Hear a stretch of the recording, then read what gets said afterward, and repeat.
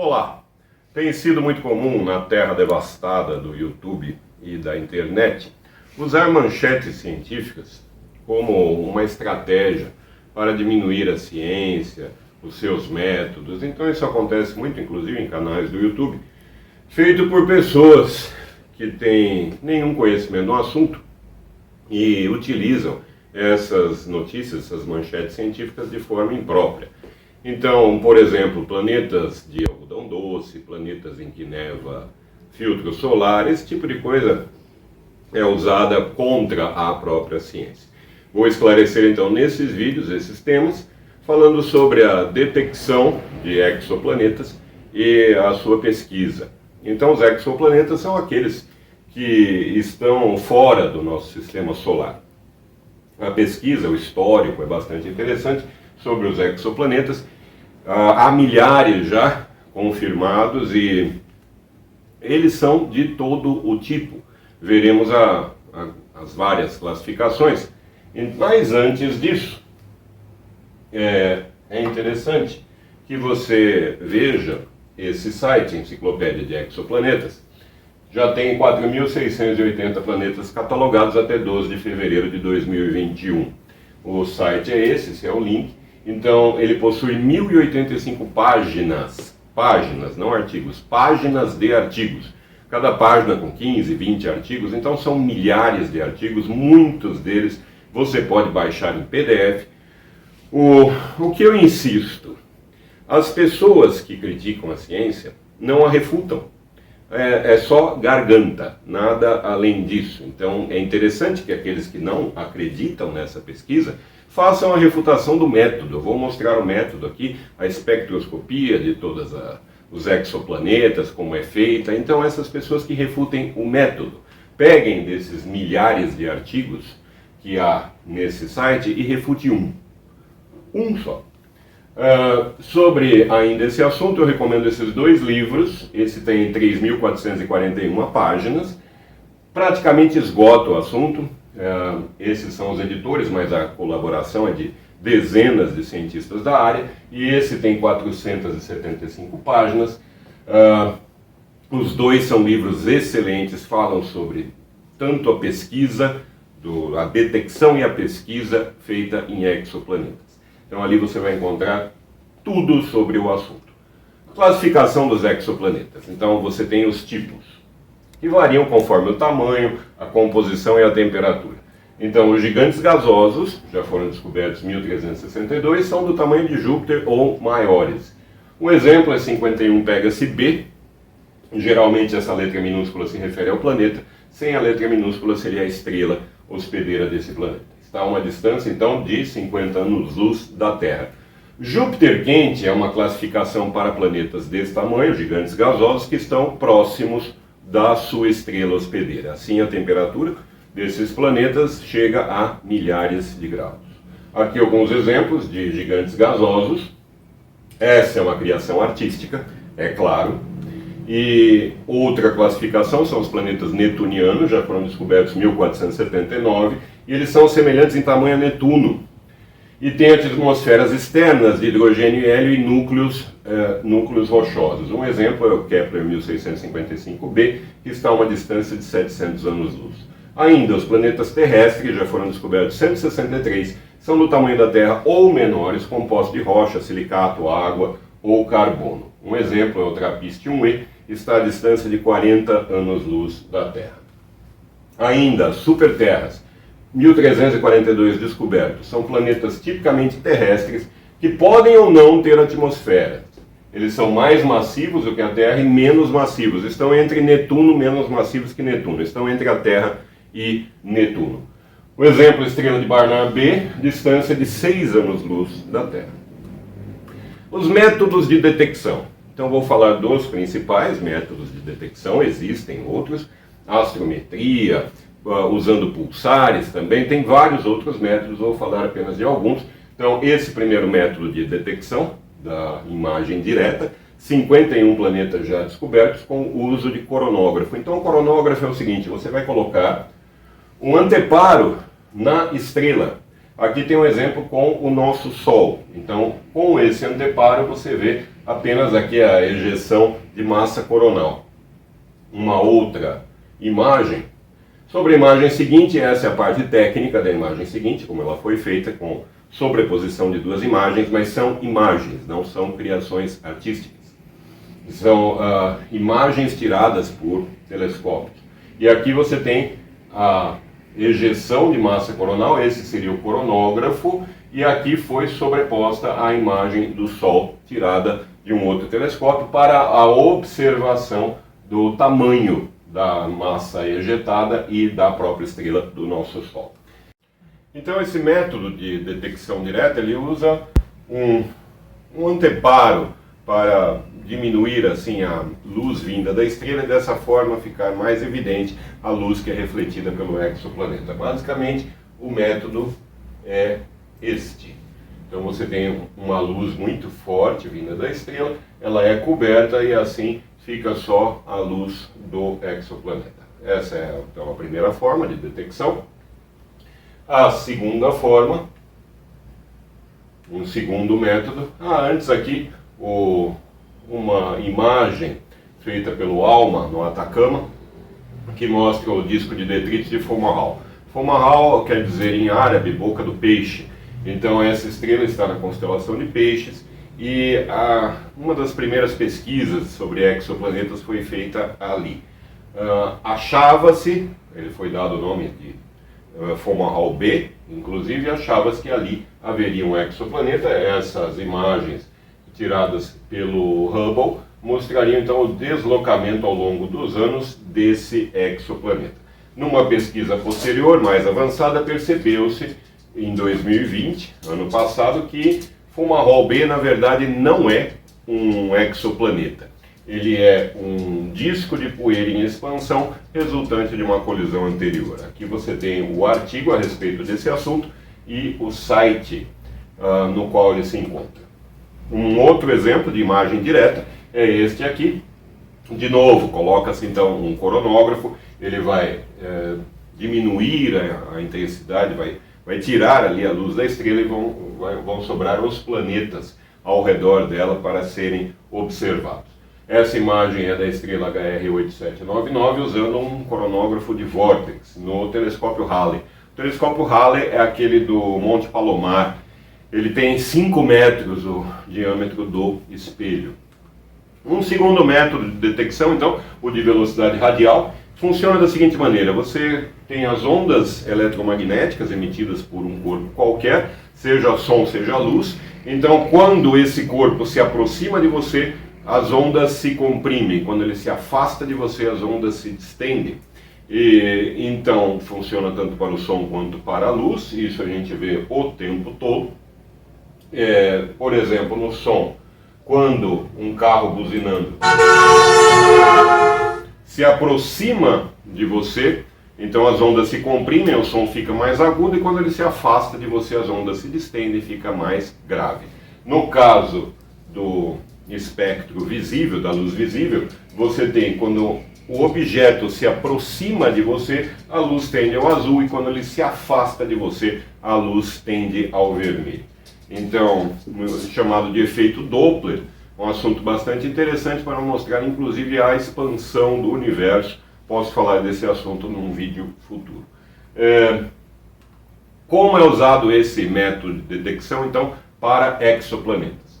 Você tem a estrela e o seu planeta girando em torno de um centro de massa comum. Então o centro de massa do sistema não é exatamente no centro da estrela. Por exemplo, no nosso sistema solar, no centro de massa ele fica ali próximo até a superfície do Sol, não exatamente em seu centro. Há variações, inclusive, desse centro de massa. Mas o sistema orbita em torno do centro de massa. E é justamente essa oscilação da estrela que permite, essa dança da estrela que permite que perceba-se que existe um planeta ali. Então, quando a estrela se aproxima de nós, nessa oscilação, o espectro tende ao azul, e quando ela se afasta de nós, o espectro tende ao vermelho. Então, basicamente, o método consiste nesse tipo de observação. Aqui você tem uma animação a respeito. Então, a estrela e o planeta em torno de um centro de massa. Quando ela se afasta de nós, tende ao vermelho, e quando ela se aproxima do observador, tende ao azul. Você tem um outro método de lentes gravitacionais. Então, lentes gravitacionais se baseia na teoria da relatividade de Albert Einstein, que trata a gravidade como uma deformação do espaço-tempo. Quanto mais massivo for um corpo, mais ele deforma. Quanto mais massivo e mais denso, inclusive, mais ele deforma o espaço-tempo. Isso até romper o espaço-tempo, no caso de um buraco negro, também um assunto bastante interessante.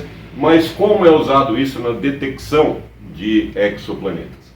Então, veja aqui, nessa animação você tem como um telescópio veria uma lente gravitacional. Dá uma deformação na luz vinda do objeto por conta de um outro objeto muito mais massivo que estiver à frente. Isso é a lente gravitacional. No caso dos exoplanetas, antes disso aqui um exemplo. Essa não é uma criação artística, é uma imagem tirada pelo telescópio Hubble desse aglomerado de galáxias. Observe que há arcos aqui em volta desse aglomerado de galáxias, porque a massa de todo esse aglomerado deformou a luz que vem de uma galáxia atrás desse aglomerado. Então a luz foi deformada, aqui um detalhe. Então veja que essa imagem, há cópias dela por todos os arcos aqui. Há esse efeito causado pela lente gravitacional. Então, é claro que a imagem está deformada da galáxia que está atrás, mas vê-se essa luz por conta justamente da deformação do espaço-tempo. Você tem, então, na animação seguinte, nós vamos ver como isso funciona para a detecção de exoplanetas. Veja que você tem aqui uma estrela, a luz vinda da estrela, aqui embaixo a Terra. Então funcionaria mais ou menos, veja que aqui passa o sistema com o planeta, a estrela e o seu planeta, e quando há a deformação da luz vinda de uma outra estrela que está atrás, quando houver essa deformação, você tem uma diferença de brilho. Como, por exemplo, quando você focaliza, você coloca uma lupa no Sol e você vai provocar ali um foco de luz. É mais ou menos isso que faz a deformação do espaço-tempo da luz vinda da estrela em relação ao nosso planeta. Há como se fosse um foco dessa luz na nossa direção, aumentando a intensidade. Então veja aqui no gráfico, a luz pelo tempo. Exatamente no momento em que concentra a luz da estrela por conta da lente gravitacional no nosso planeta, há um aumento da luz da estrela. Então isso seria também uma maneira de detectar exoplanetas. Foram poucos detectados dessa forma, 106 planetas até agora. Mas também um método muito interessante de detecção. Trânsito é o principal, acho que o principal método de detecção. Já foram descobertos 3.306 planetas assim. Quando um planeta passa na frente de uma estrela, a luz dessa estrela vai diminuir, porque o planeta funciona como um anteparo ali para a luz. Então você não tem a luz total dessa estrela. Há uma diminuição do seu brilho, por conta justamente da passagem do planeta. Então veja aqui nessa animação como isso aconteceria. Você tem então um planeta, um exoplaneta orbitando sua estrela. Ao passar pela frente da estrela, a luz dela diminui. Acompanhe aqui no gráfico como conforme o planeta passa, a luz vinda da estrela diminui, justamente porque ele faz esse obstáculo. Então aqui é um exemplo para um único planeta, mas você pode ter, inclusive para vários planetas, esse mesmo tipo de detecção. É claro que conforme o tempo de trânsito, conforme a quantidade de luz da estrela que é obliterada, você tem as características dos planetas que passam na frente dela. Então, com isso, você pode fazer muitas pesquisas. O método de trânsito, ele não é usado apenas para a detecção, mas também para a pesquisa da composição química da atmosfera de exoplanetas. Aqui ainda esse mesmo método, mas agora com mais de um planeta para se perceber a diferença. Então, um planeta menor vai ter esse tipo de gráfico e um planeta maior ele vai ocultar mais da estrela, então o brilho dela diminuirá mais ainda e você terá essa outra curva aqui mais baixa. Isso também pode ser usado para o sistema planetário. Então, com muitos planetas, é claro que você vai ter gráficos mais complexos e ali esse gráfico tem que ser dividido em suas partes para caracterizar cada um dos planetas. Então veja, passando o planeta maior aqui, fazendo esse gráfico, depois vão passar dois planetas, vai haver o trânsito de dois planetas, fazendo um gráfico mais complexo. É claro que esses gráficos são muito mais complexos que isso, aqui é apenas uma maneira mais didática de mostrar o assunto. A espectroscopia, então. Como é feito o estudo de exoplanetas? Como se sabe a composição de suas atmosferas, por exemplo? Há vários métodos de espectroscopia, o de transmissão, refletância e emissão térmica. Então, transmissão, o planeta parte da luz da estrela vai passar por esse planeta. Então, uma parte é absorvida, uma parte ela vai ser refletida.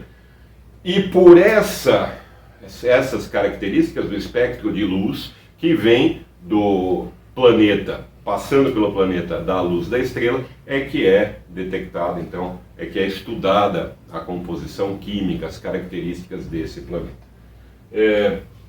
Você tem aqui um exemplo de como se facilitaria esse estudo, porque a luz do próprio planeta, que é refletida, a luz bate no planeta vinda da estrela e é refletida para nós. Então essa luz é muito fraca.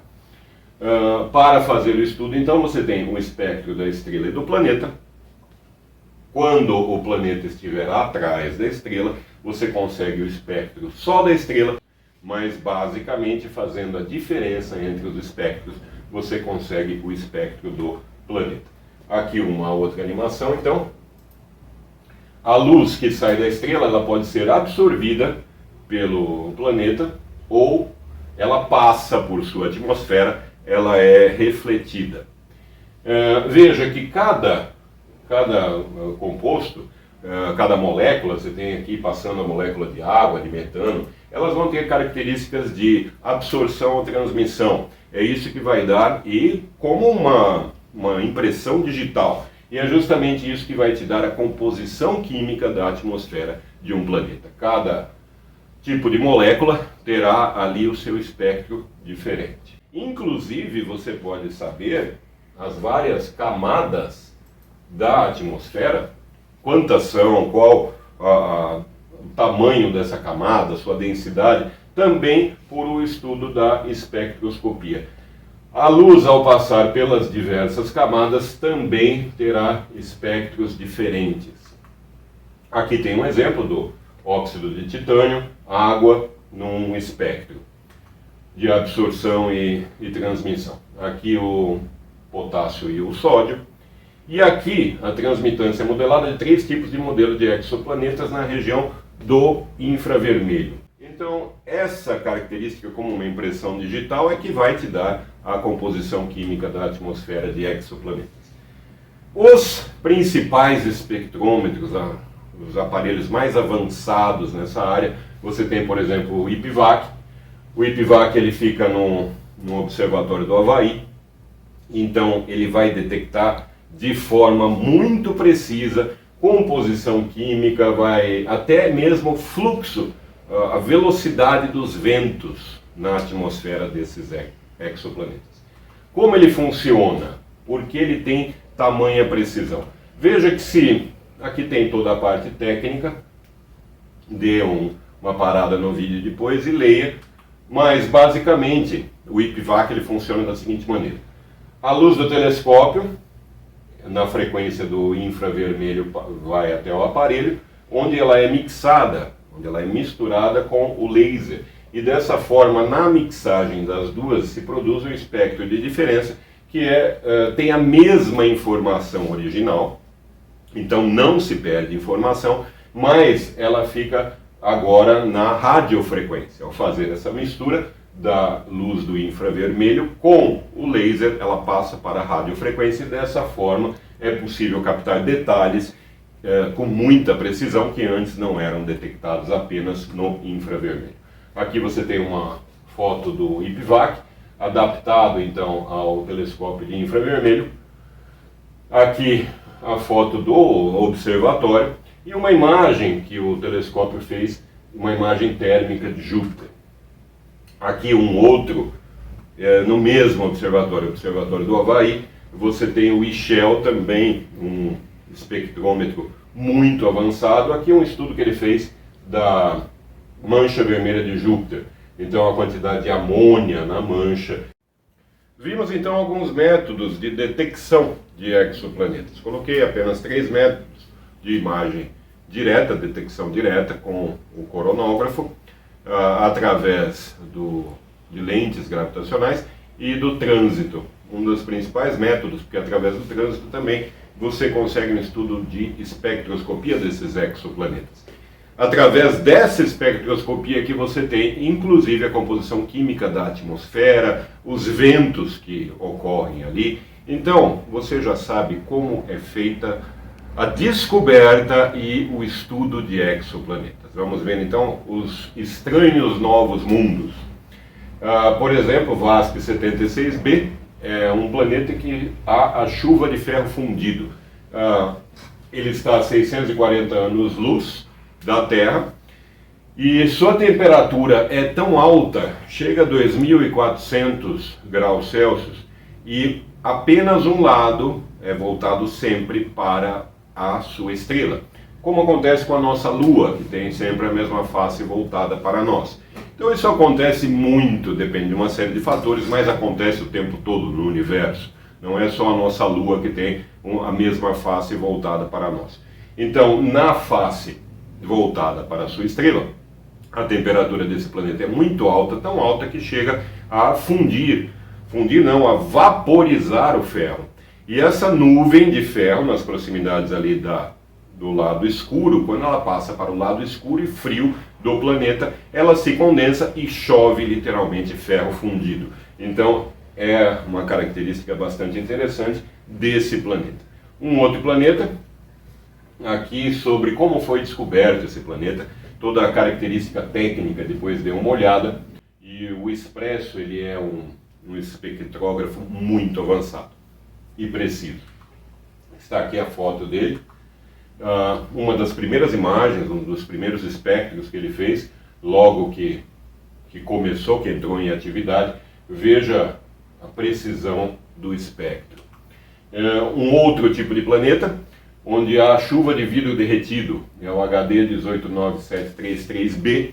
Então, o que acontece ali? Ele está a 64,5 anos-luz de distância, na constelação de Vulpecula. Vulpecula é a raposa. Então, o planeta foi descoberto, orbitando essa estrela, em 2005. A característica dele é ser um Júpiter quente. Falei disso no começo do vídeo. O Júpiter quente é um gigante gasoso que está muito próximo de sua estrela. Então, o que acontece nesse exoplaneta é que ele tem partículas de silicato em sua atmosfera. Porque a temperatura é muito alta, com a presença de silicato na atmosfera, forma-se o vidro que derrete. Então, é um planeta em que há chuva de vidro derretido. Aqui o sistema Kepler 51, os famosos planetas de algodão doce. A densidade desses planetas é muito pequena, acho que a mais baixa já encontrada. Então, o planeta de algodão doce quer dizer simplesmente que ele tem a mesma densidade, essa mesma característica do algodão doce. Não quer dizer que ele seja feito de algodão doce. É simples assim. Então, ali você tem as atmosferas de hidrogênio e hélio, desses são 3 planetas no sistema Kepler 51. Aqui as características, ele tem muito menos do que a massa de Júpiter para quase um tamanho igual. Aqui o D você tem uma massa também bem menor que a de Júpiter e um raio quase igual, é quase do tamanho de Júpiter. Então são planetas que são gigantes gasosos com um tamanho próximo ao de Júpiter e massa bem menor, ou seja, uma densidade muito pequena, lembrando que densidade é massa sobre volume. Então a densidade equivale à de um algodão doce. É a característica ali dos planetas do sistema Kepler 51. Um outro que ficou famoso por conta de manchetes de divulgação científica, é claro que as revistas, os sites que fazem divulgação científica, eles também usam manchetes para chamar a atenção do leitor.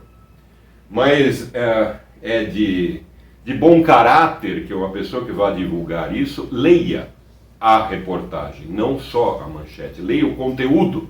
Então, neva sundown ali no planeta, é isso.